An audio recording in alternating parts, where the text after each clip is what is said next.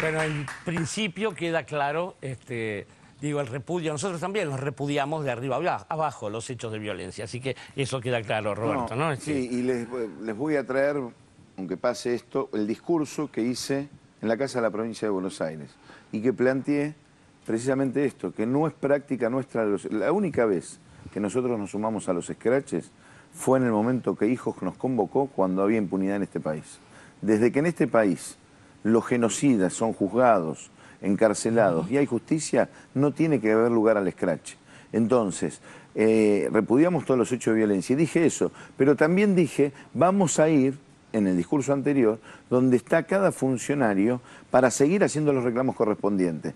Pero en el marco de la plaza, ¿qué era lo que había pasado? Habían ido los inspectores del Ministerio de Trabajo, con una suerte a cada una de las escuelas, con una prepotencia como los hicieron ahora, tratando de generar miedo, terror, diciéndoles vamos a descontar los días, las barbaridades que había dicho el gobierno de los docentes y de nosotros, y encima que ganamos 3.600 pesos, 4.000 pesos, 5.000 pesos, la amenaza era descontar todos los días de paro, y dije claramente, vamos a ir donde están para hacer el tema del reclamo correspondiente. En eso fue el tema. Es más, a la mañana lo aclaré, porque eso se había tomado de esa manera.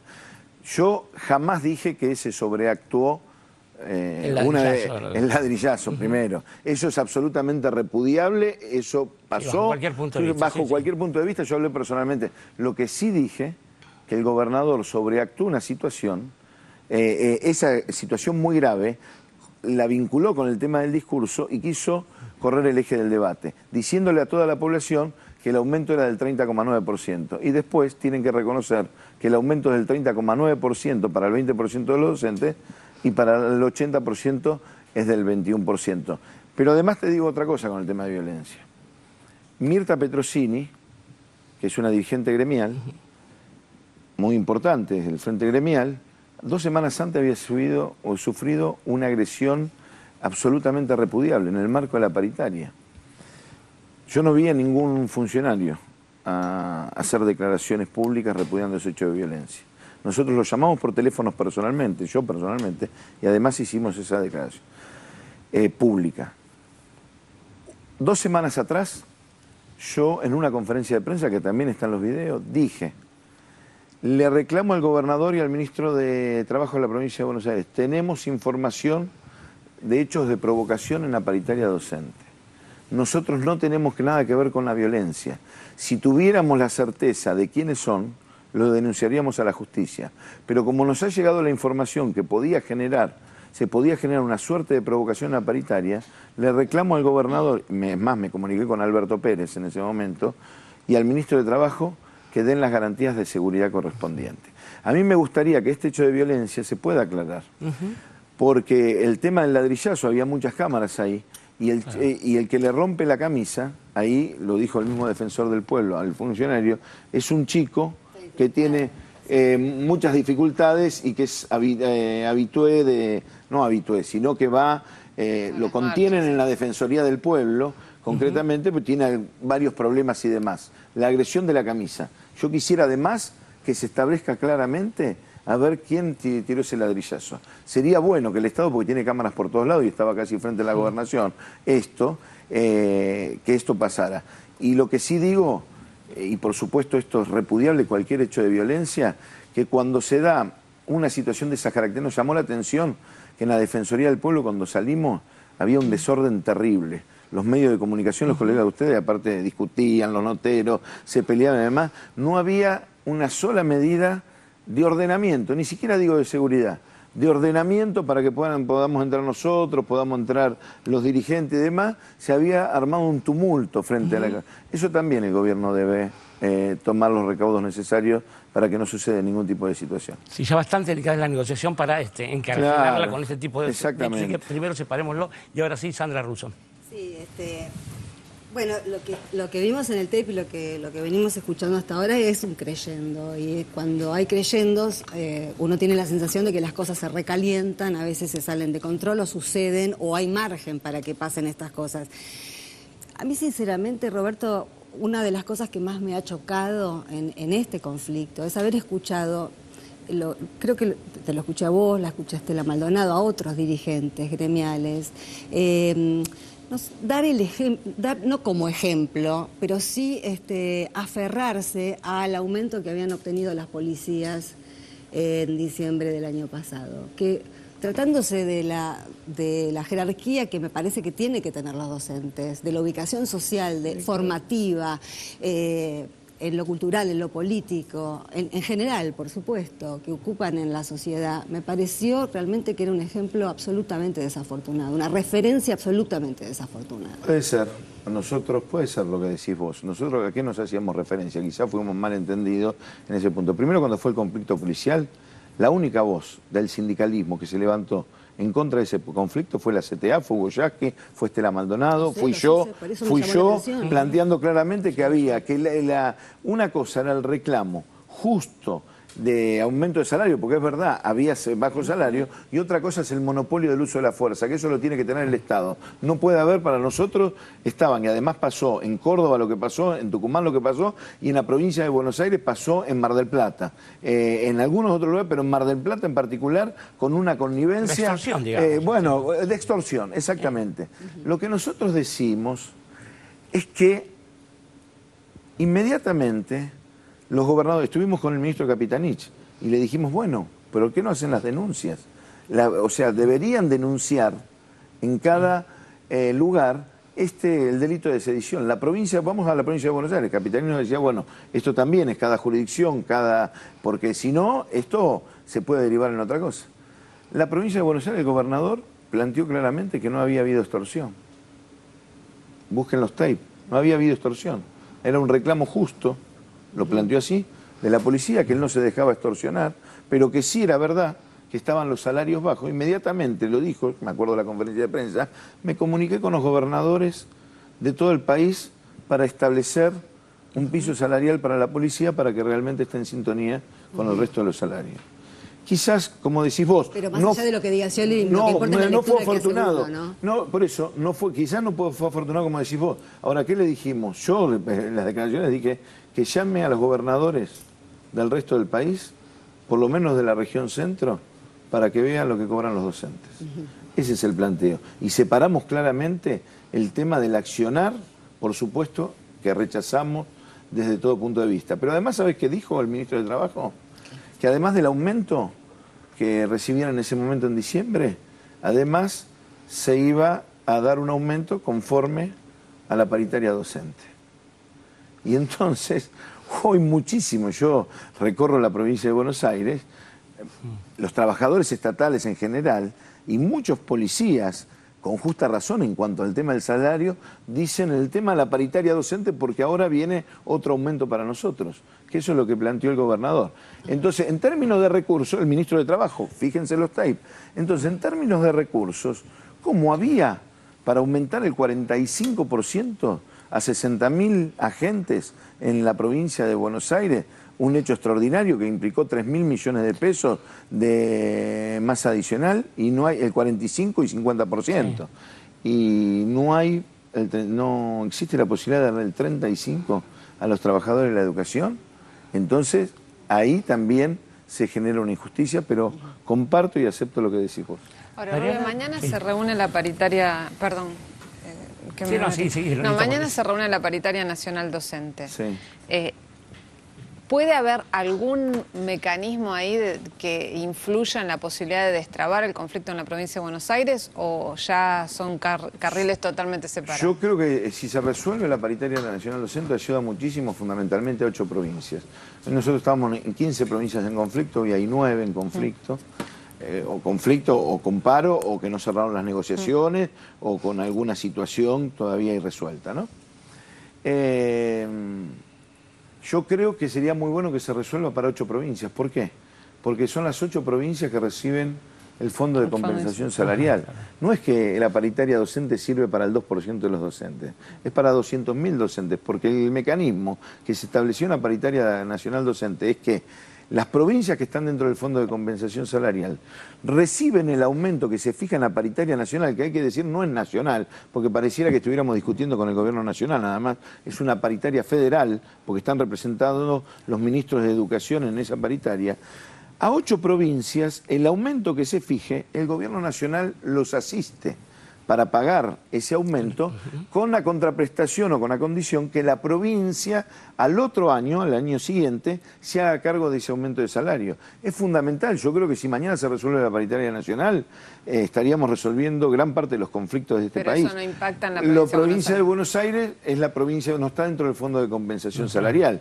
Y ahí hay una discusión fuertemente con respecto al tema de la provincia, inclusive con los fondos, cuando se habla de los fondos de coparticipación federal. Coparticipación, claro. Pero, a ver, todo el mundo habla, porque muchos hablan de la coparticipación federal. Muchos, los que saben, los que leyeron la Constitución, saben que es de cumplimiento imposible si no hay consenso en las 24 jurisdicciones, porque es una cuestión oportunista. Entonces, ¿qué te preferimos nosotros? Discutir seriamente otras opciones. ¿Qué planteamos? Podría modificarse la ley de financiamiento educativo y que la provincia de Buenos Aires, vía ley de financiamiento educativo, pueda recibir otro tipo de fondo, además de los que recibe para infraestructura y demás, otro tipo de fondos para sostener, también podría ser. Bueno, diferentes mecanismos. Si no, otro cuello de botella. Exacto, y si no, el cuello de botella, o escuchás a alguno en la coparticipación federal hablando muy suelto de cuerpo, y cuando lees la reforma de la Constitución del 94 dice que tiene que haber consenso en las 24 jurisdicciones. Entonces, bueno, ese es el tema. Mariana. Sí, yo pienso que todo lo que está explicando Roberto basta recorrer un poquito la provincia y basta conocerlo mínimamente a Roberto Baradel para saber que los datos que está dando son absolutamente indiscutibles. Ahora, hay un tema que me hace ruido y evidentemente a ustedes también, porque si no, no aparecería. En la carpeta que nos entregaste dice principios de la OIT sobre el derecho a huelga. Una persona de la talla sindical, de la gente que está en la CTA de Hugo Yasky, no hace falta ni que aclare esto, porque es una interlocución imposible si esto no es como la base, que el derecho a huelga es algo que no está puesto en discusión jamás en un trabajador. Pero al mismo tiempo me lleva mucho este conflicto al que tuvimos los docentes universitarios en el 2001, cuando López Murphy llegó al Ministerio de Economía y dijo va a haber un recorte al presupuesto universitario y demás. Las universidades se prendieron fuego y nosotros dijimos... Paro nacional de CETERA, exactamente. Pero frente a eso, en las universidades... Lo que me acuerdo fue una discusión muy de fondo entre los docentes universitarios, que no es lo mismo que la escuela, porque la escuela organiza la vida familiar, la universidad no. Entonces entiendo el nivel de relevancia, pero me acuerdo de esa discusión y que fue muy profunda, porque nosotros decíamos, en este contexto de la Argentina, vaciar las aulas, en realidad es un favor a López Murphy y a la derecha. Nuestra preocupación era que no queríamos vaciar el aula. ¿Cómo hacemos para hacer una huelga y no vaciar el aula? Entonces, en esa preocupación y dando por sentado que todos los datos que vos das, voy a coincidir sin conocer el detalle, pero parto de la coincidencia, ¿cómo se puede hacer para no vaciar las aulas? Digo, en primer lugar porque la escuela organiza la vida familiar y en segundo lugar porque a mí lo que me duele del paro es que los docentes se alejen de la comunidad. Y es verdad que puede haber papás que los acompañan, lo que sean, pero en general genera como una cosa de ruptura entre la escuela pública y los papás de la escuela pública. Y eso es lo que a mí más me genera conflicto. Entonces, ¿cómo se hace, si es que se puede, para que las aulas no se vacíen? Quizás no dar los contenidos, generar otra cosa, pero digo, ¿hay alguna posibilidad? Mira, nosotros estamos yendo a las escuelas. Los compañeros nuestros están con las guardias del tema de los comedores, hablando con los papás, discutiendo. Hay muchas posibilidades de poder avanzar, el tema de las clases públicas y demás. Ahora, este está un conflicto planteado porque pareciera que la responsabilidad de garantizar el derecho social a la educación solamente es de los docentes. Y hay un gobierno que fue elegido democráticamente para resolver los problemas que tiene la provincia de Buenos Aires. Y si hay conflicto, ¿cómo lo resuelve? Porque yo a veces siento que no hay tanta vehemencia. Es legítimo el planteo que me haces vos, y el tema de las clases es absolutamente, y lo compartimos. Ahora, no hay tanta carga en la responsabilidad que tiene el gobernador de resolver, obtener los recursos necesarios y resolver este conflicto que es el que tiene que garantizar el tema del derecho a la educación. En la década del 90, cuando el Estado había desaparecido en este país, éramos los maestros los que estábamos dentro de la escuela dando de comer a los pibes. Sí, totalmente. Nos bancamos eso porque nos bancamos a los pibes. Yo no estaba trabajando en la escuela, militaba en una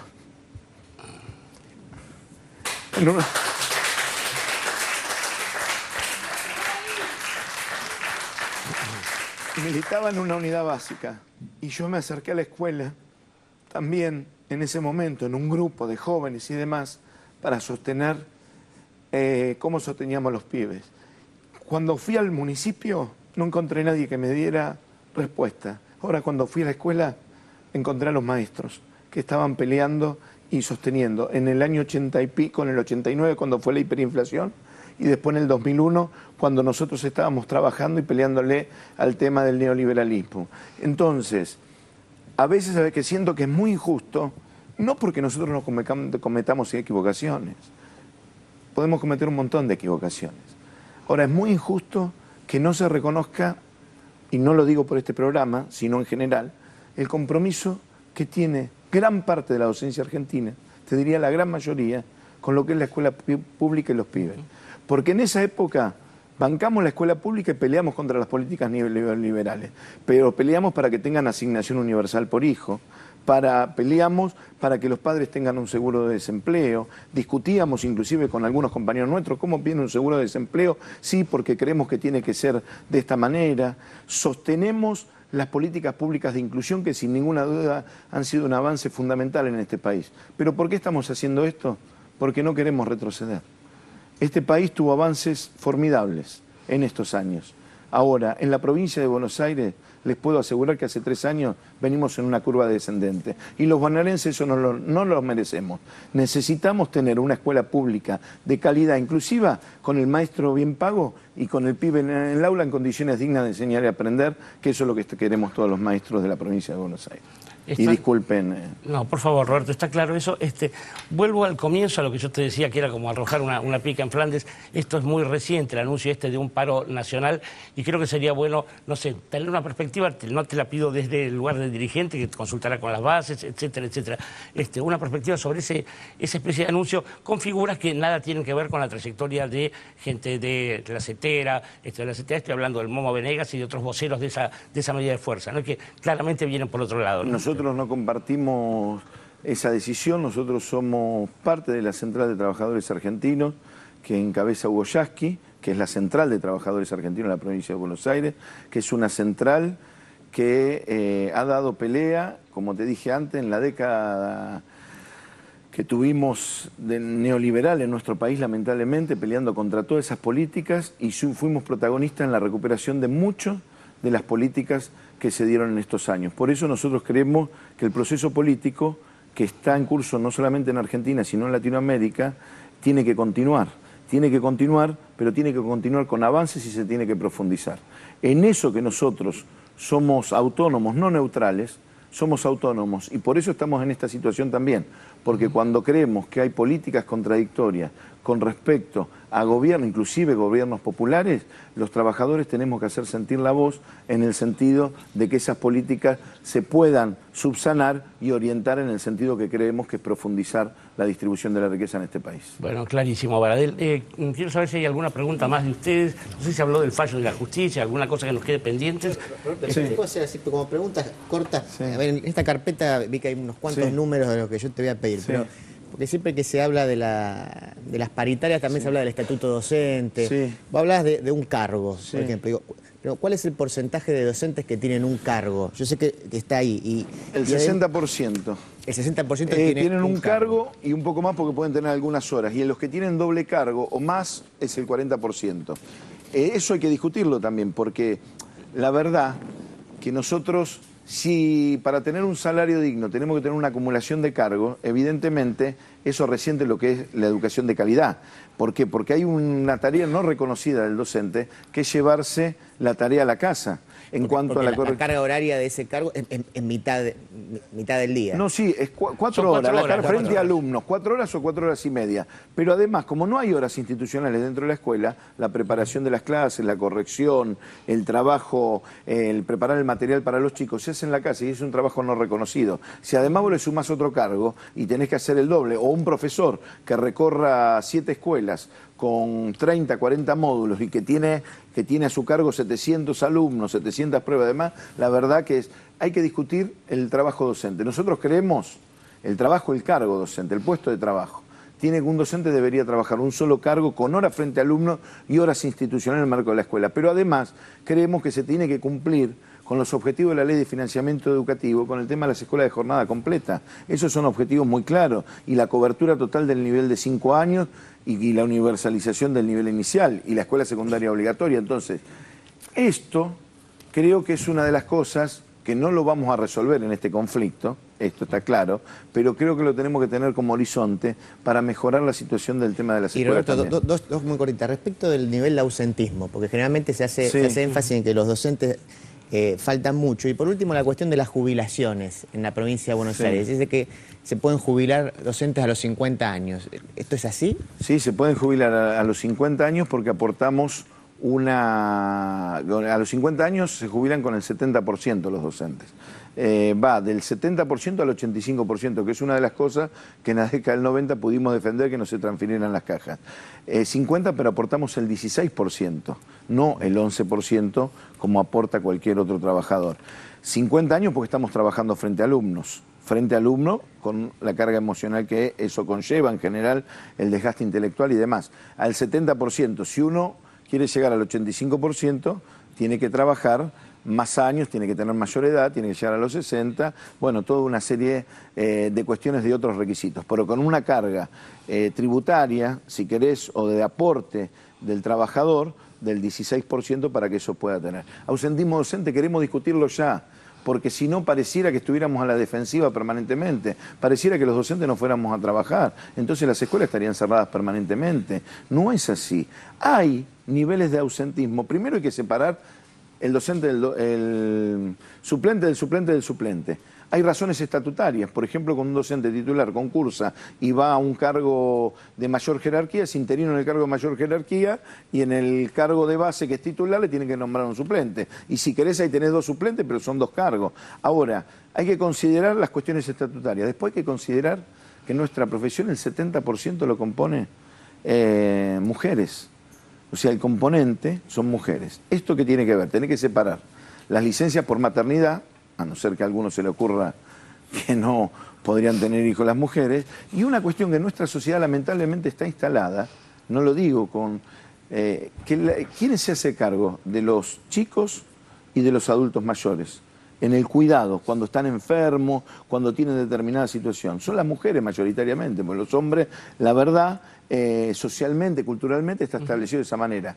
Separando esto, tenemos que ver los niveles de ausentismo. Y accidente de trabajo, porque no se puede contar un accidente de trabajo cuando sufriste en la escuela, o una enfermedad profesional como es el tema de las disfonías. Que la disfonía, yo creo que si habría talleres de reeducación o de educación del uso de la voz, eso se podría disminuir. Y ver por qué se enferman los docentes. Nosotros tenemos varios centros de salud que tenemos un informe y además hemos sido premiados inclusive en Congreso internacionalmente por el trabajo. Está todo a disposición esto. Y el control, sistemas de prevención del Estado, mejora las condiciones de trabajo. ¿Y ahora qué falta? Bueno, pero todo eso sí, y el control del Estado. Nosotros queremos que el Estado controle. Queremos que el Estado controle. La provincia de Buenos Aires tiene un contrato millonario con empresas tercerizadas hace muchos años que no controlan absolutamente nada. ¿Y qué terminan? Reduciendo la cantidad de horas en atención a los docentes, los maltratan, pero, a ver, si la idea es controlar, no controlan absolutamente nada. Entonces, ¿por qué no va médico a domicilio? Como en cualquier otro... Estamos dispuestos a discutirlo con el Estado. Ya mañana quisiéramos discutirlo, porque ahí tenemos un montón de cosas para decir. Nosotros creemos en la escuela pública. Tenemos, como cualquier sindicato, cuestiones corporativas, absolutamente corporativas. Esto es así, es innegable, pero no seríamos un sindicato. Claro, exactamente. Ahora, pero nosotros tenemos una conciencia que no puede estar en contradicción. Los derechos de los chicos con el tema de la escuela, o los derechos de los trabajadores de la educación con la escuela pública en general. Entonces, defendimos la escuela pública en la década del 90 cuando se quería municipalizar y privatizar. Tuvimos las políticas públicas educativas de esta década porque creemos que van en el sentido correcto. En ese punto, nosotros creemos en la escuela pública. Yo tengo 4 pibes. Los 4 fueron a la escuela pública, los 3. Ahora empieza una que no pudo empezar, que tiene 10 meses, en un jardín maternal, en el tema de La Plata. El otro día me la pasé en esto de los inconvenientes, atendiendo a todas las radios de las 6:30 de la mañana a las 11 de la mañana, no te digo todo el horario, pero gran parte del horario con Abeba AUPA. Somos parte de la escuela pública. Creemos que la escuela pública es una institución que es fundamental para la democracia, para la construcción de ciudadanía y para construir aquellos valores que nos permitan ser un país soberano, independiente y un país digno de ser vivido. Roberto Valadel es titular de SUTEBA y secretario general de la CTA bonaerense. Muchas gracias por tu presencia acá. Esperamos que hayas podido expresar todo lo que querés. Muchas gracias. Nosotros lo despedimos a Roberto. Este era el compromiso, hablar sobre los temas vinculados con el conflicto.